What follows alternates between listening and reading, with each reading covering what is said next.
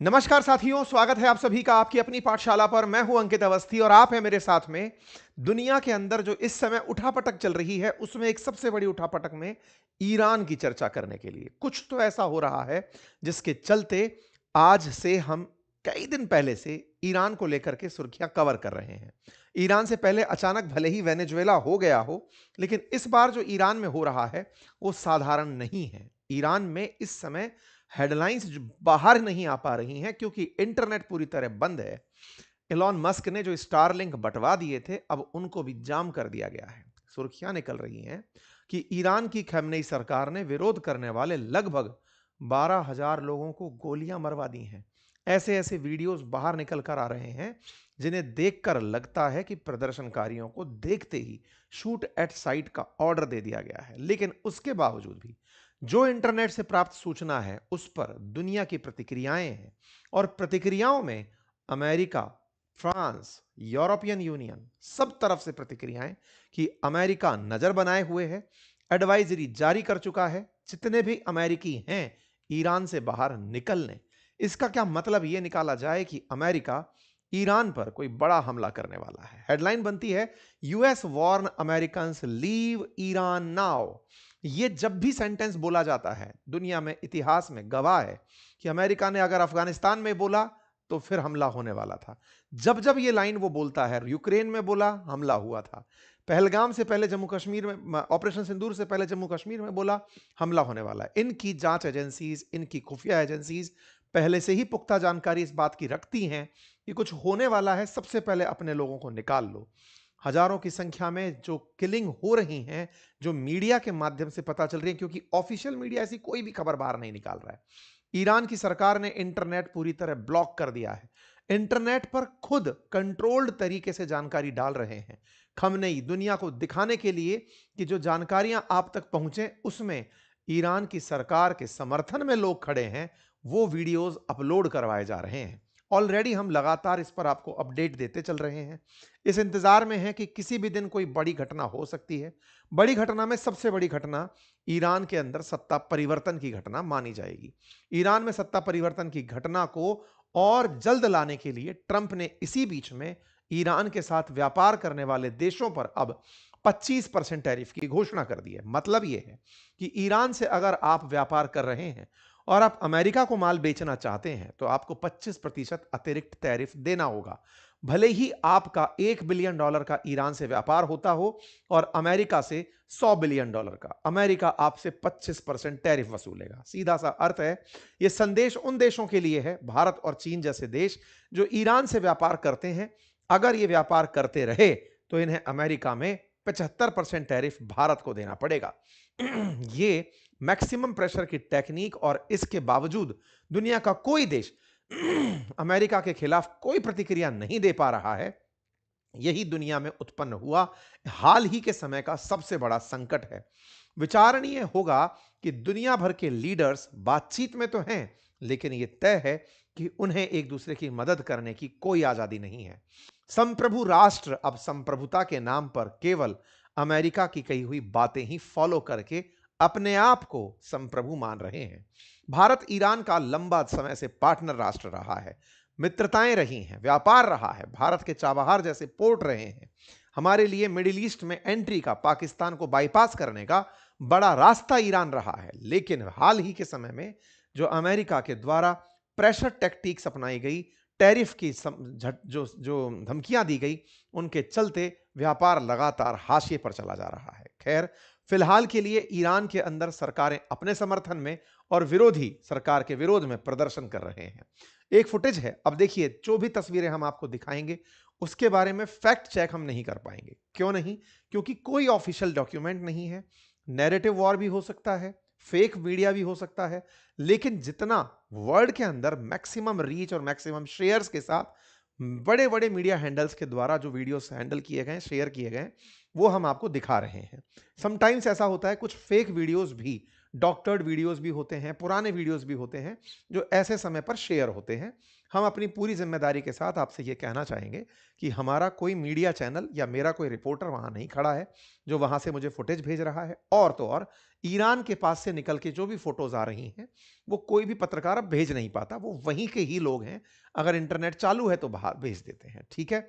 इसी के चलते no internet, no call, no light, but we saw you Iran, ऐसी हेडलाइंस फिलहाल पब्लिक में चल रही हैं कि ईरान में जो हो रहा है उस पर सब नजर बनाए हुए हैं। हेडलाइंस में तस्वीरें हैं, कुछ इस तरह से तस्वीरें दिखाई जा रही हैं। एक तस्वीर जो लोगों को बड़ा परेशान कर रही है वो है लिपटे हुए, कफन में लिपटे हुए ये लाशें। कहा जा रहा है कि इन लाशों ने दुनिया को झकझोर दिया है। प्रदर्शनकारियों को ईरान में जिस तरह से मारा जा रहा है, दावा है कि 12,000 से ज्यादा प्रदर्शनकारियों को पिछले 17 दिनों के अंदर गोली मार दी गई है। और यह काम करने के लिए वहां की जो आईआरजी फोर्सेस हैं उनके द्वारा यह काम किया जा रहा है। जानकारी है कि यहां पर प्रॉपर तरीके से 30 साल से जो कम के लोग हैं उन्हें टारगेट किया जा रहा है। रिवोल्यूशनरी गार्ड और बसीज फोर्सेस इस तरह से हत्या कर रही हैं। सुप्रीम लीडर अली खमनेई के आदेश पर लगातार यह चल रहा है और पिछले 8 और 9 जनवरी को सबसे ज्यादा ऐसी हत्याएं हुई जब सरकार ने इंटरनेट और कम्युनिकेशन को पूरी तरह काट दिया था, जिसके चलते यूएन चीफ एंटोनियो गुटेरस की तरफ से इस पर अपना रिएक्शन आया। इमानुएल मैक्रोन ने इसकी भत्सना की, उर्सुला वॉन डेन ने इसकी भत्सना की। दुनिया भर में फिलहाल इस बात की निंदा हो रही है, विरोध हो रहा है कि ईरान में प्रदर्शनकारियों को मारा जा रहा है। हेडलाइंस बनती हैं 12,000 किलिंग। अब ये नंबर अगेन चूंकि कोई सोर्स किसी के पास नहीं है, किसी के मनगढ़ंत नंबर भी हो सकते हैं, बहुत सी जगह पर इसे 500-700 ही बताया जा रहा है, लेकिन ये जो 12,000 का नंबर है ये अब वेबसाइट्स पर और लोगों के बीच में चर्चा पर आ गया है। तस्वीरें आती हैं जिसमें रेवोल्यूशनरी गार्ड्स के लोग इस तरह से प्रदर्शनकारियों को ढूंढ ढूंढ कर मार रहे हैं। तस्वीरें हैं जहां भी कोई छुपा है उसे आतंकियों की तरह ढूंढ कर मारा जा रहा है। एक वीडियो बहुत तेज सरफेस हो रहा है जिसमें प्रदर्शनकारी पत्थर फेंक करके पुलिस पर भागते हुए दिख रहे हैं। पीछे से पुलिस आती है, प्रदर्शनकारियों को देखते ही गोली मारती है। यहां पर शूट करते हुए लोग आपको दिखाई पड़ सकते हैं। ईरान में प्रदर्शन के नाम पर शूटिंग हंटिंग चल रही है, जैसे कि कोई चोर डकैती करके भाग रहा हो, उन्हें टारगेट किया जा रहा है। कुल मिलाकर के ईरान के हालात बद से बदतर हो रहे हैं। इंटरनेट की पाबंदी पर अमेरिका के स्टार लिंक ने बहुत लंबे समय तक वहां पर इलॉन मस्क के द्वारा जो वेबसाइट डिवाइस दी गई थी उनके थ्रू लोगों ने इंटरनेट यूज किया, लेकिन ईरान ने अब अपने सैटेलाइट्स भी जैम कर दिए हैं ताकि सैटेलाइट के थ्रू हो रही जो भी इंटरनेट पेनिट्रेशन है उसे रोक दिया गया है। ऐसे में कोई खबर बाहर नहीं आ रही है, इंटरनेट बंद है, पूरी तरह से जैम करके ईरान बैठा हुआ है। लेकिन इसके उलट ईरान के समर्थन में, खमनेई के समर्थन में लोग प्रदर्शन कर रहे हैं। ईरान की सरकार के द्वारा इन्हें दुनिया के द्वारा इसे ईरान प्रायोजित बताया जा रहा है। कहा जा रहा है कि जनता प्रो गवर्नमेंट भी लाखों की संख्या में है। बड़ी संख्या में प्रदर्शनकारियों को सरकार पर दिखाया गया है, सड़कों पर दिखाया गया है। ईरान ने ऐसी प्रो गवर्नमेंट रैलियों का आयोजन किया ताकि प्रोटेस्ट नहीं हो रहे हैं यह दिखाया जा सके। जनता को सड़कों पर दिखाकर खमनेई ने दुनिया के सामने अपना शक्ति प्रदर्शन किया, बताया कि प्रदर्शनकारी जो दिख रहे हैं वो विरोध प्रदर्शनकारी दुनिया के द्वारा उकसाए गए हैं, अमेरिका द्वारा उकसाए हुए हैं, सरकार पलटने के लिए हैं। लेकिन ईरान में ऑलरेडी खमनेई के समर्थन में लोग हैं और वो सरकार चाहते हैं। लेकिन क्या ट्रंप वाकई में ईरान को सरवाइव करने देंगे? उसका एक नमूना मिलता है जब ये 25% टैरिफ ईरान पर अनाउंस कर देते हैं। ट्रंप का हाल ही में आदेश आया, मेरा वचन ही है शासन स्टाइल में आया, कोई ऑफिशियल डॉक्यूमेंट नहीं, सिर्फ ट्रुथ पर एक ट्वीट, ट्रुथ पर एक संदेश जिसमें लिखा कि ईरान से व्यापार करने वालों पर अब लगेगा अतिरिक्त 25% टैरिफ। इनके इसी ट्रुथ सोशल मीडिया पर दिए स्टेटमेंट को व्हाइट हाउस ने एज इट इज छाप दिया। दुनिया को यह मानना पड़ेगा। परिणाम निकला, अब रियाल की वैल्यू 0 हो गई है, अर्थात ये किसी काम का नहीं बचा है। ईरान की करेंसी बुरी तरह डिवैल्यूएट हुई है, यानी कि दुनिया में इससे ज्यादा कोई और करेंसी नहीं गिरी होगी। इतने बुरे हाल ईरान की करेंसी के हो गए हैं। करेंसी क्यों गिर रही है? क्योंकि ईरान के साथ अगर कोई भी विश्व का देश व्यापार ही नहीं करेगा तो डॉलर होगा ही नहीं। डॉलर जब होगा नहीं तो ईरान अंतर्राष्ट्रीय रूप से कुछ खरीद नहीं पाएगा। पूरी तरह आइसोलेट करने की अमेरिकी इस नीति में, जहां रूस के साथ तेल खरीदना प्रतिबंधित किया गया था, अब ईरान के साथ तेल खरीदना अमेरिका ने इंपोज कर दिया है। और इसी इंपोज के चलते लगातार ईरान श्रिंक होता जा रहा है और जनता इसी महंगाई के चलते विरोध करने सड़कों पर आ रही है। इसी से सवाल बनता है कि अगर ऐसा होता है तो ये टैरिफ किसे सबसे ज्यादा नुकसान पहुंचाएगा। तो साथियों, ईरान के साथ सबसे ज्यादा व्यापार चाइना करता है, इंडिया करता है, टर्की करता है, जर्मनी करता है। ये देश जो ईरान के साथ व्यापार करते हैं, अब ये व्यापार नहीं कर पाएंगे। डेटा है कि ईरान दुनिया के अंदर ओपेक कंट्रियों में शामिल है। तेल बेचना इसका मेन काम है। चाइना को 30 से 32 बिलियन डॉलर का हर साल तेल बेचता है। यूएई को 18.6 बिलियन डॉलर का, इंडिया को 13.1 बिलियन डॉलर का एक्सपोर्ट करता रहा है। लेकिन अब ये 2022 के आसपास के आंकड़े हैं और अब क्या हो रहा है? अब चाइना के साथ इसका व्यापार लगभग 80% है।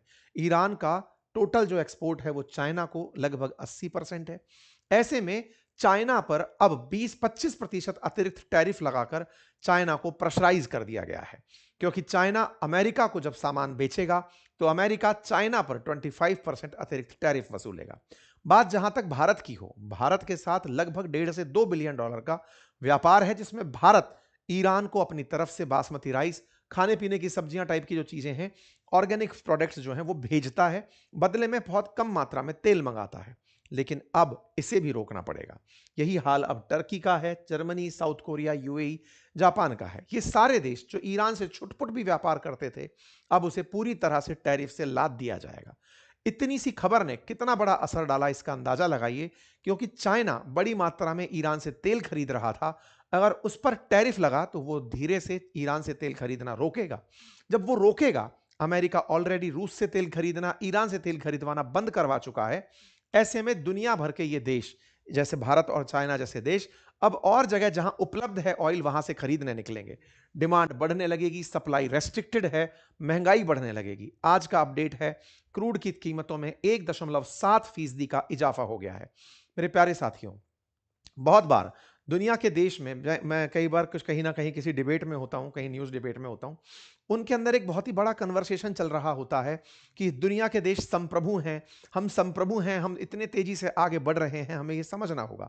साथियों, ये सारी बातों से परे ये बात है कि अमेरिका जो चाह रहा है वो दुनिया को मजबूर कर दे रहा है। ये जो नव उपनिवेशवाद का तरीका, ट्रेड के आधार पर दुनिया को अपने इशारे पर नचाने का तरीका ट्रंप ने या अमेरिका ने अपनाया है, इसका तोड़ फिलहाल दिख नहीं रहा है। ये तोड़ के रूप में एक रिटेलिएटरी एक्शन हो सकता है इफ चाइना इसे अफोर्ड कर पाए, और वो ये कि चाइना अपने एक्सपोर्ट्स रोक दे। जैसे अमेरिका टैरिफ के नाम पर इंपोर्ट्स पर टैरिफ वसूलता चला गया, दुनिया के लिए सप्लाई सिस्टम बने हुए देश, चाइना जैसे देश, भारत जैसे देश जो एक्सपोर्ट्स करते हैं, एक्सपोर्ट आधारित कंट्री हैं, वो अपने एक्सपोर्ट रख करके अगर महीने भर के लिए भी बैठ जाएं तो अमेरिका घुटनों के बल आ जाएगा, क्योंकि अल्टीमेटली उसके पास सप्लाई देने के लिए नहीं होगा। दुनिया को अब अमेरिका को अगर सबक सिखाना है, ब्रिक्स की जरूरत नहीं है, एक्सपोर्टर कंट्रीज को एक करने की जरूरत है। जो टैरिफ से पीड़ित हुए उन्हें एक होने की जरूरत है। उनमें खुद ये क्वेश्चन पैदा करना होगा कि वो माल नहीं बेचेंगे। अगर वो इतना करने का और उस माल को अपने यहां डंप करने का साहस रख पाए, तब तो अमेरिका को सबक सिखाया जा सकता है। अदरवाइज जो अमेरिका कहेगा वो माना जाएगा। फिलहाल के लिए दुनिया में तेल की कीमतें बढ़ चुकी हैं। हालांकि इसके पीछे मायने कुछ और भी हो सकते हैं। अमेरिका चाहता हो कि वेनेजुएला से तेल खरीदो, मैं वहां से निकाल रहा हूं। अमेरिका ने पूरी तरह ईरान की करेंसी को कोलैप्स की स्थिति पर पहुंचा दिया है। हाइपर इन्फ्लेशन, ताकि जनता और उग्र होकर सरकार के खिलाफ हो। एक्सपोर्ट पूरी तरह प्रतिबंधित, जनता घुट जाए कि हमें ईरान की वर्तमान सत्ता हटानी होगी। अगर हम ये हटाने में कामयाब हुए तभी दुनिया से हम व्यापार कर पाएंगे और सरवाइव कर पाएंगे। ट्रंप लगातार इस प्रेशर को यहां पर बढ़ाए जा रहे हैं। हालांकि चाइना ने इस तरीके का विरोध किया है, लेकिन अगेन उस अपोज का कोई मीनिंग नहीं रहता, क्योंकि 25% ट्रंप ने मेरा वचन है शासन की तरह लगा दिए हैं। ये वही तरीका है जैसे रशिया पर इन्होंने जब लगाए थे। रशिया से व्यापार करने पर भारत पर टैरिफ लगे थे, भारत को 50% टैरिफ देने की घोषणा हुई थी। ईरान के मेन एक्सपोर्ट्स में इंडिया 7% एक्सपोर्ट पाता है। ऐसे में भारत का व्यापार निश्चित ही बाधित होगा। भारत और ईरान के बीच में जो व्यापार है वो लगभग अभी फिलहाल 23-24 के अगर 25-26 24-25 का देखा जाए तो $1.5 बिलियन के आसपास था, जिसमें हमारे एक्सपोर्ट्स अधिक थे और उन एक्सपोर्ट्स में हम राइस एक्सपोर्ट बड़ी मात्रा में करते थे और उसके चलते हमारा राइस का एक्सपोर्ट अब प्रभावित होगा। भारत के अंदर चावल के जो निर्यातक हैं उन्हें नुकसान होगा। ऑलरेडी ट्रेड के अंदर पैसा अटक रहा था। ईरान के साथ व्यापार में पहले ही पेमेंट क्राइसिस चल रहा था। रहा सहा एक्सपोर्ट बाधित होने से भारत के किसानों को इसका नुकसान होगा। इतना ही नहीं, भारत ने चाबहार में जो मिलियंस ऑफ डॉलर का इन्वेस्टमेंट किया हुआ है वो भी कहीं ना कहीं आइसोलेट रह जाएगा। अमेरिका की चाहत है कि अमेरिका के कहने पर जैसे किया जाए वैसे किया जाए, मतलब ईरान से जब वो कहे तब व्यापार करिए, जब नहीं कहे तब मत करिए। तो भारत के निवेश चाबहार पोर्ट में अटके रह जाएंगे। कुल मिलाकर सेंट्रल एशिया तक हमारी पकड़ कमजोर रहेगी। ऐसी स्थिति में दुनिया को फिलहाल के लिए इन एडवाइजरीज पर ही फोकस करने में ज्यादा मजा आ रहा है कि चलो जो हो जाने दो। अमेरिका ने जैसे हाल ही में ईरान के लिए एडवाइजरी जारी करते हुए कहा है, सिक्योरिटी अलर्ट्स जो भी अमेरिका में अमेरिकी ईरान में हैं निकल लें। ऐसा कहते हुए अमेरिका ने एडवाइजरी जारी की तो यह उम्मीद की जा रही है कि अब हो सकता है कि जनता के खिलाफ या प्रदर्शनकारियों के खिलाफ ईरान सरकार जो कार्रवाई कर रही है, अमेरिका उन्हें दबाने के लिए ईरान के सैन्य ठिकानों पर खमनेई को मरवाने को लेकर कार्य कर सकता है। यूएस ने ऐसा पहले भी किया है। अगस्त 2021 की कटिंग देखें तब यूएस सिटीजन्स को काबुल जाने से रोका गया था। उस समय पर काबुल से अमेरिका बाहर निकल रहा था। बिल्कुल वैसे ही 23 जनवरी 2022 को यूक्रेन में अमेरिकियों को हिदायत दी गई थी। महीने भर के भीतर रशिया यूक्रेन वॉर शुरू हो गया था। रशिया के केस में अक्सर ऐसा रहा है, अमेरिका जब भी ट्रैवल एडवाइजरी जारी करता है, विशेष रूप से जैसे भारत के केस में भी, जब पहलगाम के बाद भारत ऑपरेशन सिंदूर करने वाला था तब अमेरिका ने जम्मू कश्मीर में ट्रैवल एडवाइजरी जारी की थी कि यहां ना जाएं और उसके बाद में ऑपरेशन सिंदूर हो गया था। कुल मिलाकर अमेरिका की ट्रैवल एडवाइजरी के मायने होते हैं कि अब अमेरिकी सरकार कुछ करने आ रही है। मार्केट हाई है, देखना होगा कि क्या अमेरिका वाकई में फिर से कुछ करने की तैयारी कर रहा है। कुल मिलाकर सिक्योरिटी अलर्ट से सवाल बनते हैं, लीव ईरान नाउ से उम्मीदें जगती हैं कि ईरान पर अगर अमेरिका कोई कार्रवाई कर भी देता है तो उसके बाद क्या पता वहां शांति आए, बाजार फिर से खुलने लगे और ये टैरिफ का गेम बंद हो। लोग फिलहाल जो ईरान में हैं वो ट्रंप हेल्प का पोस्टर लेकर खड़े हैं। ऐसी तस्वीरें फिलहाल सोशल मीडिया पर वेस्ट द्वारा पब्लिक की जा रही हैं। देखना होगा कि क्या ये सारी चीजें आने वाले समय में किसी और भीषण युद्ध की तरफ धकेल तो नहीं देंगी। क्या पता रूस, ईरान, वेनेजुएला जैसे देश जो त्रस्त हैं अमेरिकी फैसलों से, वो कहीं एक होकर किसी भीषण हादसे को तो अंजाम नहीं दे देंगे। आप लोग इस विषय पर क्या सोचते हैं? अपनी राय जरूर कमेंट बॉक्स में बताइएगा। चैनल पर नए हैं तो सब्सक्राइब कीजिए, अपने साथियों के साथ इसे साझा कीजिए। हमारे एप्लीकेशंस पर हमारे कोर्सेज, हमारी किताबें उपलब्ध हैं, उन्हें अवश्य चेक करिए। धन्यवाद।